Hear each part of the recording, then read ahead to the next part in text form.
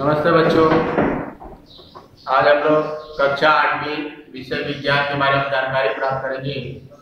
इस विज्ञान में पाठ 2 स्वास्थ्य और रोग, इस पाठ के बारे में हम लोग इसके पहली वीडियो में भी बहुत सारे रोगों के बारे में हम लोगों ने देखा कि किस प्रकार जो है रोगों का आविष्कार होता है, अर्थात किस प्रकार जो है कि रोग पनपते हैं।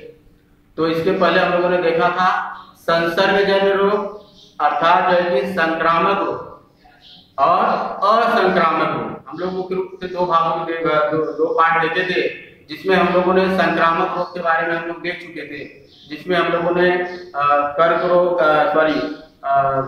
रोग, मधुमेह रोग और जो है हृदय विकार जैसे रोग जो है ये असंक्रामक रोग होते हैं। संक्रामक और असंक्रामक रोग के बारे में मैंने आपको बताया था कि जो रोग अर्थात संसर्गजन्य अर्थात कि ऐसे रोगियों के संपर्क में आने से जो रोग फैलते हैं, ऐसे रोगों को हम लोग संसर्गजन्य अर्थात संक्रामक रोग के नाम से जानते थे। लेकिन जो रोग ऐसे होते हैं कि रोगियों के संपर्क में रहने से कोई फर्क नहीं पड़ता है, ऐसे रोगों को हम लोग असंक्रामक रोग कहते हैं। अर्थात ऐसे रोग जो है कि हमारे शरीर में अपने आप जो है कि पनपते हैं, उसके बहुत सारे कारण होते हैं। देखेंगे हम लोग कि असंक्रामक रोग क्या होता है। वे रोग जो संक्रमित व्यक्ति से स्वस्थ व्यक्ति में स्थानांतरित नहीं होती, उन्हें असंक्रामक रोग कहते हैं। अर्थात जो कि संक्रमित व्यक्ति के अगर संपर्क में अगर कोई स्वस्थ व्यक्ति आता है तो उसे यह रोग नहीं होगा। इसके लिए यह जो है रोग कुछ विशेष कारणों से व्यक्ति के शरीर में उत्पन्न होते हैं। अर्थात बिना कारण का यह रोग जो है कि उस व्यक्ति के शरीर में उत्पन्न नहीं होती, कोई न कोई कारण होगा जिसके कारण तभी जाके इस प्रकार के रोग पनपते हैं अर्थात पैदा होते हैं। ऐसे रोगों को हम लोग असंक्रामक अर्थात जो है कि असंसर्ग रोग के नाम से जानते हैं। देखेंगे हम लोग जो है कि एक एक करके कि सबसे पहला हम लोग देखेंगे इसमें कि कर्क रोग क्या होता है। कर्क रोग अर्थात जिसको हम लोग कैंसर के नाम से जानते हैं। अब यह कैंसर जो है कि फैलने के बहुत सारे कारण देखिए, जैसे कोशिकाओं की अनियंत्रित और असामान्य वृद्धि को कर्क कहते हैं। अर्थात जब हमारे शरीर की, मालूम है आपको मेरे प्यारे बच्चों, आपको मालूम होगा कि हमारे जो शरीर है इसके इसकी जो निर्मित हुई है कोशिकाओं से हुई। हमारे शरीर में असंख्य कोशिकाएं जो है कि हमेशा जो है कि तैयार होती है और असंख्य कोशिकाएं मरती भी रहती है। अर्थात आपको मालूम होगा कि हमारा जो शरीर है अर्थात किसी प्रकार कोई भी प्राणी ले लीजिए, सूक्ष्म से लेकर विशाल तक सभी का जो है कि निर्माण कोशिकाओं से हुआ है। यह कोशिका जो है सजीवों की प्राथमिक अर्थात जो है कि प्रथम इकाई है। आपको मालूम होगा कि इन कोशिकाओं की जब अनियंत्रित जब वृद्धि होने लगती है, इनका कोई नियंत्रण नहीं होता है, तब वो कोशिकाएं जो है कि कैंसर रूप ले लेती हैं। अर्थात आपको मैंने बताया कि कोशिकाओं की अनियंत्रित और असामान्य वृद्धि को कर्क रोग कहते हैं। कर्क रोग की कोशिकाओं के समूह अथवा गांठों को ट्यूमर कहते हैं।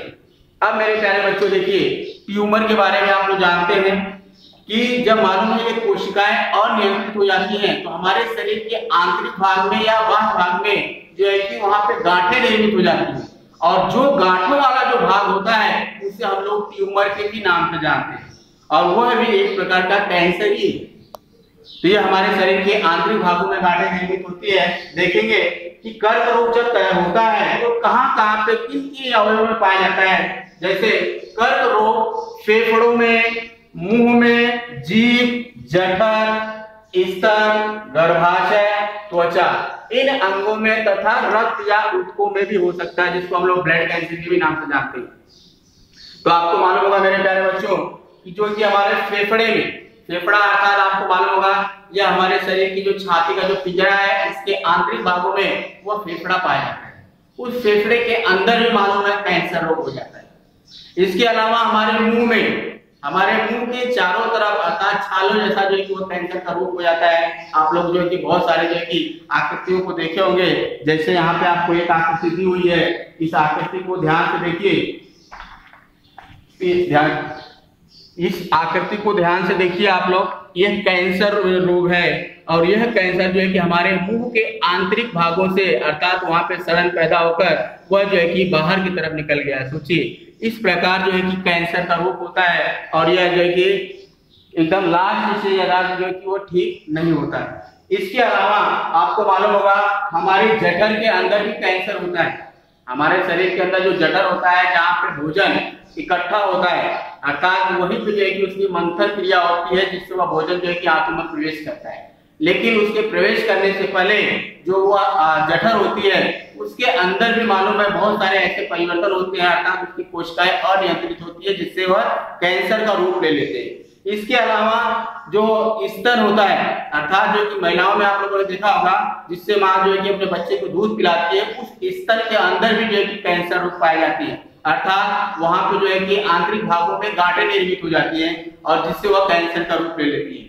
इसके अलावा आपको दिया गया है कि गर्भाशय और त्वचा जो महिलाओं के अंदर पाए जाने वाले अर्थात जो कि गर्भाशय होता है जहाँ पे बच्चे जो है कि तैयार होते हैं पनपते हैं उस जगह में भी कैंसर जो कि तैयार हो जाता है।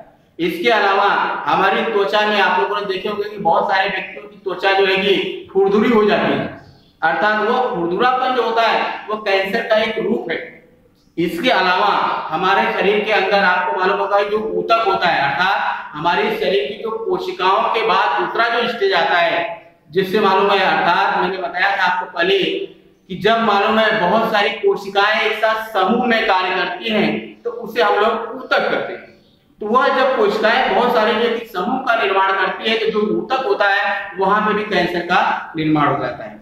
इसके अलावा हमारे शरीर के अंदर पाया जाने वाला जो रक्त है उसके अंदर भी कैंसर हो जाता है जिसको हम लोग ब्लड कैंसर के भी नाम से जानते हैं। तो मेरे प्यारे बच्चों इतनी सारी जगहों पे जो है कि वह कैंसर रोग पाया जाता है। अब जब कैंसर रोग पाया जा रहा है तो इसके बहुत सारे आपको मैंने बताया था कि कारण होते हैं। अब उस कारण को हम लोग एक एक करके देखेंगे कि कौन कौन सा कारण होता है जिससे कैंसर होता है। जैसे पहले दिया है कि अधिक मात्रा में तंबाकू, गुटखा, धूम्रपान, मद्यपान करना। मेरे प्यारे बच्चों आपको मालूम होगा ये सारी चीजें बहुत खतरनाक होती है। जो गुटखा होता है, तंबाकू होता है, मद्यपान होता है, इन सब के अंदर आपको मालूम होगा निकोटीन नामक जो एक विषैला पदार्थ पाया जाता है। वह विषैला पदार्थ हमारे शरीर की कोशिकाओं को काट डालता है, मार डालता है। तो इस प्रकार जो है कि वहां पे जहाँ पे मालूम है ये चीजें जो है कि वहां पे पनपती है और वहां पे वह जो है कि कैंसर रोग तैयार हो जाता है। तो ये कारण होता है कैंसर रोग होने का कारण। इसके अलावा आहार में तंतुमय पदार्थों का समावेश न करना। आपको मेरे प्यारे बच्चों आपको मालूम होगा कि भोजन के अंदर अर्थात सेल्यूलोज पाया जाता है। सेल्यूलोज मतलब क्या? तंतुमय पदार्थ। आप लोग पालक वगैरह, मेथी वगैरह जो हरी सब्जियां होते हैं उन सब्जियों को देखिए तो उसमें से छिलके जैसे निकलते हैं, वो सेल्यूलोज होता है। उस सेल्यूलोज का हमारे शरीर में पाचन नहीं होता, लेकिन हमारे शरीर की जो मालूम है जो वर्ज्य पदार्थ होते हैं उसको विषा बनाने के काम करते हैं अर्थात वो हमारी सफाई का काम करते हैं। तो हमारे खाद्य पदार्थों में अगर हम लोग सेल्यूलोज का समावेश नहीं करते हैं अर्थात तंतुमय पदार्थों का समावेश नहीं करते हैं, हम लोग बार बार जो है कि जंक फूड वगैरह खाते हैं, तब वह जो है कि कैंसर रोग का जो है कारण बन सकता है। इसके अलावा आपको मालूम होगा अधिक मात्रा में जंक फूड खाना तथा आनुवांशिकता भी कैंसर का कारण हो सकता है। मेरे प्यारे बच्चों आपको मालूम होगा जंक फूड जैसे वड़ा पाव, पिज्जा वगैरह आप लोग खाते हैं, ये जंक फूड है, तैलीय पदार्थ है। बहुत सारे आप लोग देखे होंगे कि बहुत सारे बच्चे ऐसे होते हैं जो बाहर खाना खाते हैं अर्थात उसमें टेस्ट तो होता है लेकिन वो पदार्थ जो है कि हमारे शरीर में जो है कि कैंसर का कारण बन सकता है। तो इसीलिए जंक फूड वगैरह जो होते हैं, पिज्जा है, वड़ा पाव है, इसके अलावा बहुत सारे जो है कि पानी पूरी वगैरह देखे होंगे, ये सब जो है कि जंक फूड के अंतर्गत आते हैं। तो ऐसे पदार्थों का हमको सेवन नहीं करना चाहिए। इसके अलावा आपको दिया गया है कि आनुवांशिकता। आनुवांशिकता आपको मैंने पहले बताया था कि आनुवांशिकता क्या होता है अर्थात वह जो है कि रोग जो एक पीढ़ी से दूसरी पीढ़ी तक स्थानांतरित होते हैं। तो यह जो है कि आनुवांशिकता होता है अर्थात उसके पिता से उसके पुत्र में जो है कि तैयार होना अर्थात उसके पिता से उसके पुत्र में यह रोग का जो है कि ट्रांसफर हो जाना अर्थात पहुंचना। तो यह कैंसर जो है कि यहाँ से भी हो सकता है तो इतने सारे कारण हैं उस कैंसर रोग के होने के। तो मेरे प्यारे बच्चों, इन सारी बातों को हमको ध्यान में रखना चाहिए कि जब हमको मालूम होता है कि वो कैंसर है, तो कैंसर के बहुत सारे जो है कि लक्षण दिखाई देते हैं। कैंसर को तैयार होने के बाद आपको मालूम होगा कि हमारे शरीर में बहुत सारे परिवर्तन दिखाई देते हैं। जैसे आपको दिया है दीर्घकालीन खांसी, आवाज में परिवर्तन होना, खाते समय गले में दर्द होना। दीर्घकालीन खांसी अर्थात ऐसी खांसी जिसका हम बार बार जो है कि इलाज करवाते हैं लेकिन ठीक नहीं होता है। इसके अलावा कुछ भी खाते या पीते समय हमारे गले में दर्द होना। तो हमको जो है कि सावधान हो जाना चाहिए कि हो सकता है कि हमारे शरीर में कैंसर रोग तैयार हो रहा हो। तो इस बात को हमको ध्यान में रखना चाहिए, यह भी एक लक्षण है। इसके अलावा दूसरी बात जो है, उपचार करने पर न ठीक होने वाला दाग या सूजन। आपको मालूम होगा हमारे शरीर के ऊपर बहुत सारे दाग दिखाई देते हैं। इसके अलावा कहीं कहीं पे आप लोग देखे होंगे जो है कि फोड़े जैसा सूजन तैयार हो जाता है और हम उसका इलाज कराते हैं ठीक नहीं होता है। तो हमको समझ जाना चाहिए कि हो सकता है कि यह कैंसर का कारण हो सकता है। तो हमारे शरीर के ऊपर दाग या सूजन वगैरह जब भी दिखाई देती है तो हमको तुरंत डॉक्टर से परामर्श लेना चाहिए, क्योंकि यह कैंसर का कारण हो सकता है। इसके अलावा स्तन में गांठ का निर्माण होना। हमारे जो है कि शरीर के अंदर अर्थात जो महिलाएं होती हैं जो बच्चे को दूध पिलाती हैं, तो जो वो स्तन होता है वह स्तन क्या होता है, गांठ जैसा हो जाता है अर्थात कड़क हो जाता है। और ऐसे कंडीशन में वह जो है कि कैंसर का रोग अर्थात वहां पे तैयार हो सकता है। तो यह भी एक लक्षण है जिसको आपको ध्यान में रखना चाहिए। इसके अलावा अकारण वजन कम होना। अभी सोचिए कि हमारा वजन जो है कि कुछ और था लेकिन कुछ समय के बाद वह वजन घटते जा रहा है और वह मुख्य रूप से जो है कि कैंसर का कारण हो सकता है।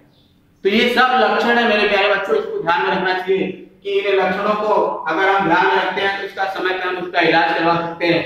तो इलाज करवाने के लिए आपको मालूम होगा यहाँ पे कुछ मैंने आपको दिया है, इसका उपचार किस प्रकार करवाते हैं कि कैंसर रोग न हो इसके लिए रोजमर्रा के भोजन पर हमको ध्यान देना चाहिए मेरे प्यारे बच्चों। रोज के खान पान पे जो भी हम खाते हैं इन सारी चीजों के ऊपर हमको विशेष ध्यान देना चाहिए कि हम लोग जो है कि जंक फूड वगैरह का सेवन जो है कि अधिक मात्रा में न करें। ऐसे पदार्थों का सेवन करें जो हमारे शरीर में सुपाच्य हो अर्थात सेलुलोज अर्थात जिसको मैंने बताया था तंतुमय पदार्थों का हमारे भोजन में समावेश होना चाहिए, अर्थात साग सब्जियों का हमको जो है कि उसका उपयोग करना चाहिए। इसके अलावा अधिक मात्रा में तंबाकू, गुटखा, धूम्रपान जैसे नशीले पदार्थों का उपयोग न करना। आपको मालूम होगा कि ये नशीले पदार्थ जो होते हैं, मैंने आपको बताया था कि इसके अंदर जो है कि खतरनाक जो है कि रसायन पाए जाते हैं। वह रसायन जो है हमारे शरीर की कोशिकाओं को नष्ट कर डालते हैं, अर्थात हमारी कोशिकाएं जो होती है अनियंत्रित हो जाती हैं। तो ऐसे पदार्थों का हमको सेवन टालना चाहिए, उसका उपयोग नहीं करना चाहिए। इसके अलावा कर्क रोग का निदान करने के लिए tissue diagnosis, CT scan, mammography, biopsy आदि तंत्रों का उपयोग करना चाहिए। मेरे प्यारे बच्चों, अगर कैंसर रोग हो गया है तो उपचार के लिए ये सारे साधन जो है कि हमको हॉस्पिटल वगैरह में प्राप्त होते हैं। तो डॉक्टर जो है कि इन चीजों का उपयोग करके हमारा जो है कि इलाज करता है। हमारे हाथ में कुछ नहीं होता, वो सब जो है कि डॉक्टर के पास होता है। तो ये लेकिन हमको ये विशेष रूप से ध्यान देना चाहिए कि अगर हमको इस प्रकार की बीमारी है तो हमको अच्छे डॉक्टर से परामर्श लेना चाहिए और जाकर मिलना चाहिए और ये सारी जानकारी हमको ध्यान में रखना चाहिए। इसके अलावा उपचार में रसायनोपचार, कीड़ोपचार, शल्य चिकित्सा के साथ साथ रोबोटिक सर्जरी का भी उपयोग करना चाहिए, अर्थात ये नई नई तकनीकियां आई हैं जिससे हम कैंसर रोग का इलाज कर सकते हैं। बाहर से हमको कुछ भी चीरफाड़ करने की जरूरत नहीं पड़ती है, बाहर से मतलब कि उसको लेंस के माध्यम से उसको अंदर ही अंदर जो है कि उस कैंसर को नष्ट कर डालते हैं।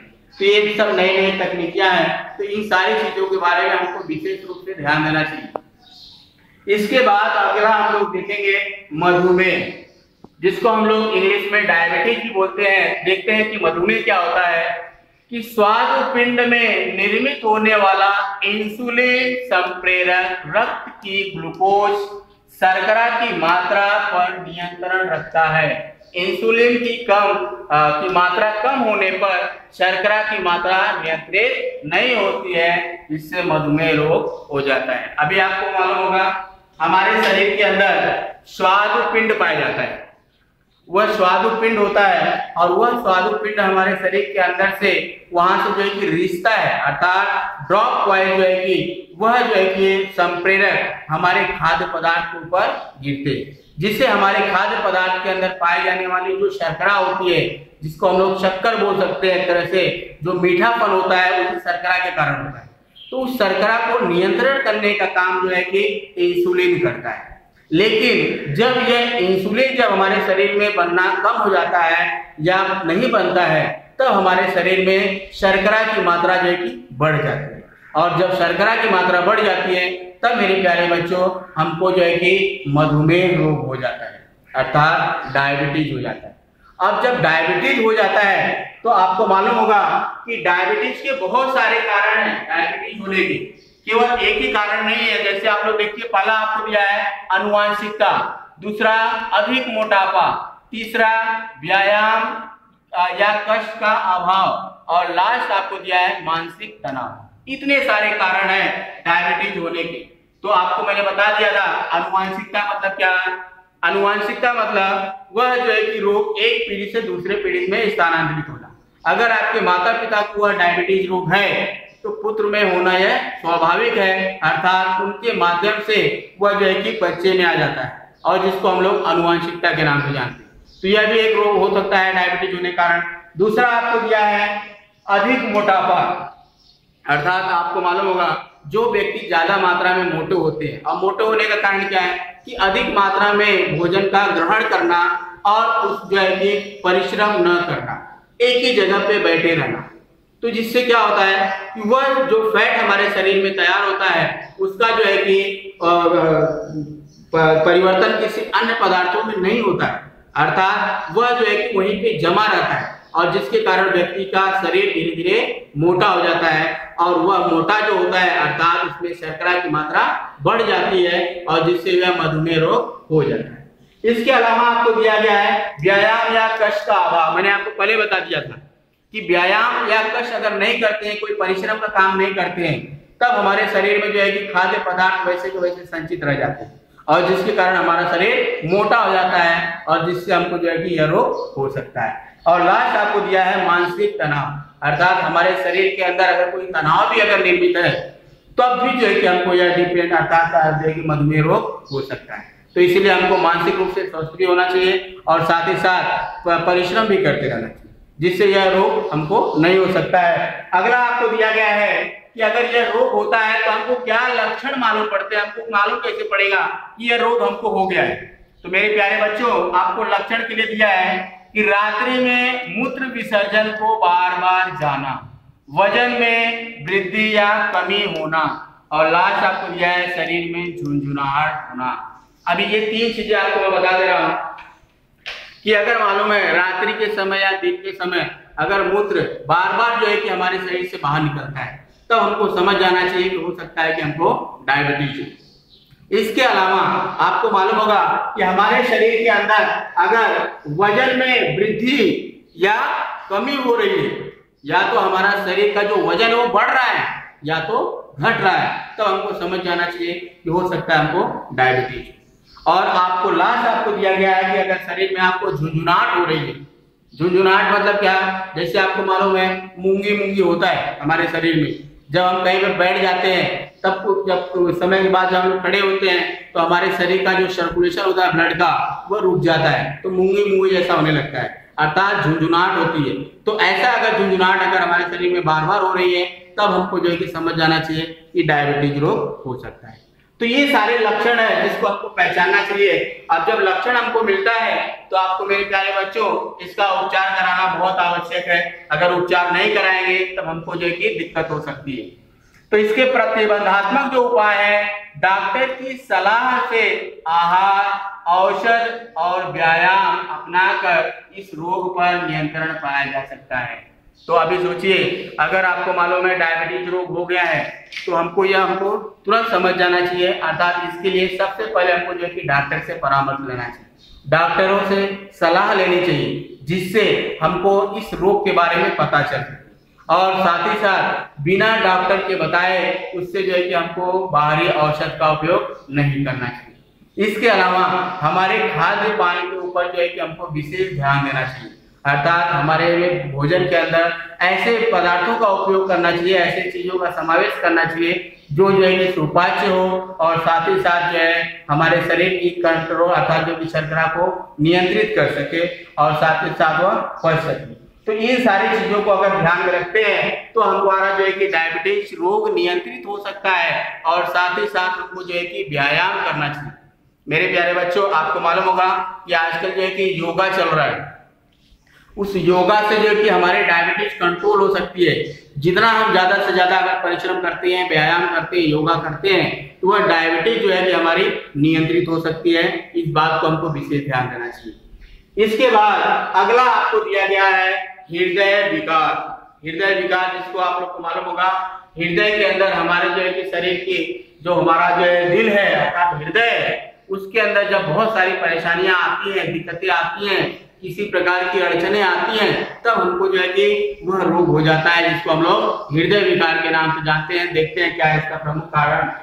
तो हृदय की पेशियों को रक्त की अर्थात ऑक्सीजन तथा पोषक पदार्थों की कम आपूर्ति होने पर हृदय की कार्य क्षमता कम होती है। इस कारण हृदय को अधिक कार्य करना पड़ता है और तनाव से दिल का दौरा पड़ सकता है। इसे हृदय विकार कहते हैं। अभी इसको समझ लीजिए, आपको मालूम होगा हमारे शरीर की जो हृदय की बहुत सारी पेशियां हैं।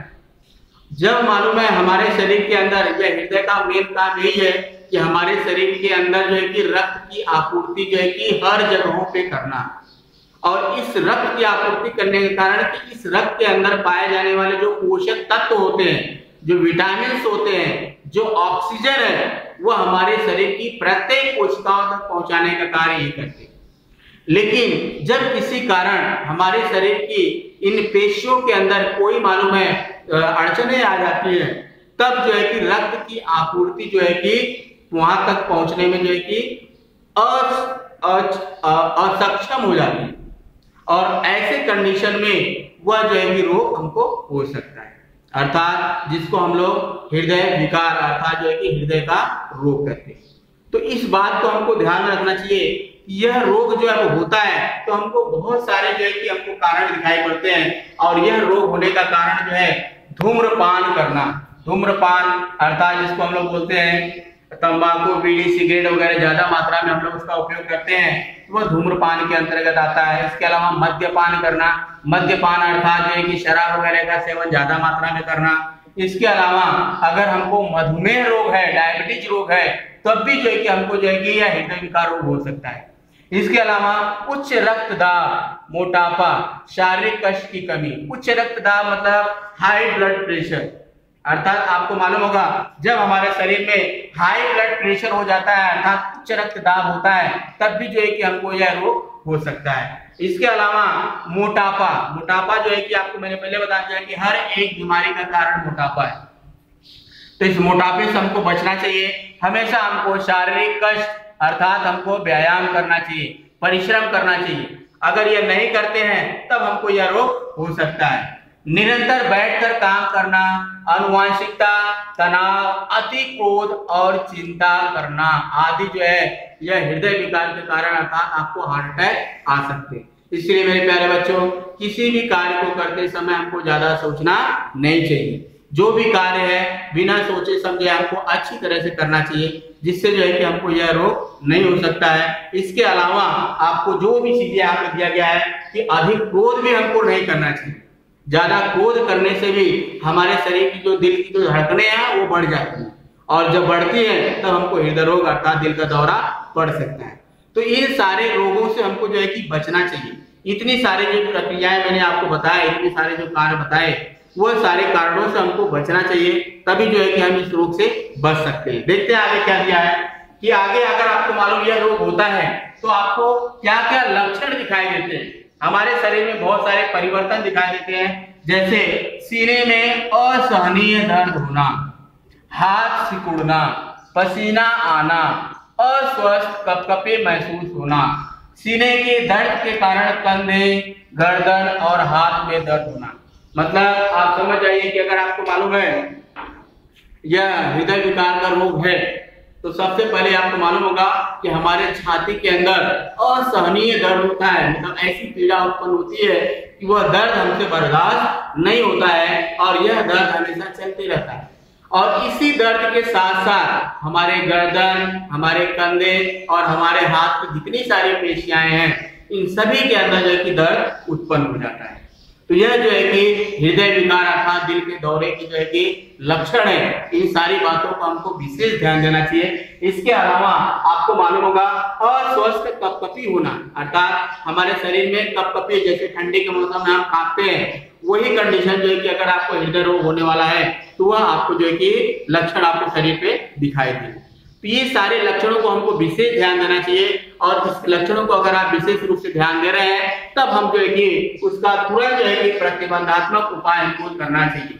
अब वह प्रतिबंधात्मक उपाय अर्थात आपको दिया गया है कि हृदय विकार के रोगी को तुरंत अस्पताल पहुंचाना प्रथम कर्तव्य है, क्योंकि आपको मालूम होगा मेरे प्यारे बच्चे कि यह जो हृदय विकार अर्थात दिल का दौरा होता है, इसमें हमारे जो है कि ऑक्सीजन अर्थात जो है कि श्वसन क्रिया के ऊपर पहले इसका प्रभाव पड़ता है और इसीलिए इसके लिए तुरंत जो है कि हमको एम्बुलेंस के माध्यम से तुरंत हॉस्पिटल पहुंचना चाहिए। अगर हम लेट करते हैं तब हमारे लिए जो है कि वह घातक हो सकता है। इस बात का हमको विशेष ध्यान देना चाहिए कि अगर किसी व्यक्ति को दिल का दौरा पड़ा हुआ है या हार्ट अटैक आया हुआ है या हो रहा है ऐसा कुछ, तो तुरंत हमको जो है कि उसका अस्पताल में ले जाना चाहिए। इसके अलावा आपको मालूम होगा रोगी को कठोर पृष्ठभाग पर लिटाकर सीने पर दाब देना चाहिए। और आपको मालूम है कठोर पृष्ठभाग अर्थात किसी मालूम है कठोर प्लेटफॉर्म के ऊपर अर्थात तख्ता वगैरह होता है, ऐसे मालूम है टेबल वगैरह के ऊपर उसको सुलाकर और उसके छाती पर दाब देना चाहिए और उस छाती पे दाब देने से उसकी मालूम है नसें चल सकती है अर्थात चालू हो सकती है। तो इस बात को हमको विशेष ध्यान देना चाहिए जिससे श्वसन क्रिया उसको रुकने ना पाए और साथ ही साथ रोगी के कंधे हिलाकर उसकी चेतना को पहचानना चाहिए। आपको मालूम होगा कि रोगी जो है कि अचेत हो जाते हैं ऐसे कंडीशन में, तो उस रोगी को बार बार हमको हिलाना चाहिए, झकझोरना चाहिए, जिससे जो है कि उसकी चेतना बनी रहे। अगर वह व्यक्ति अचेतना में चले जाता है तो हो सकता है खुदा न खास्ता वह जो है कि कोमा में भी जा सकता है। तो इस बात को हमको विशेष ध्यान देना चाहिए और रोगी को विशेष रूप से ध्यान देकर तुरंत जो है कि उसको हॉस्पिटल पहुंचाना चाहिए, क्योंकि हृदय विकार रोग में अगर लेट करते हैं तब वह जो है कि व्यक्ति की जो है कि मृत्यु हो सकती है। तो इस बात को हमको विशेष ध्यान देना चाहिए। तो आज की इस वीडियो में हम लोगों ने 3 रोगों के बारे में देखा। कर्क रोग के बारे में हम लोगों ने देखा, दूसरा आपको मैंने बताया था मधुमेह रोग और तीसरा आपको मैंने बताया हृदय विकार रोग।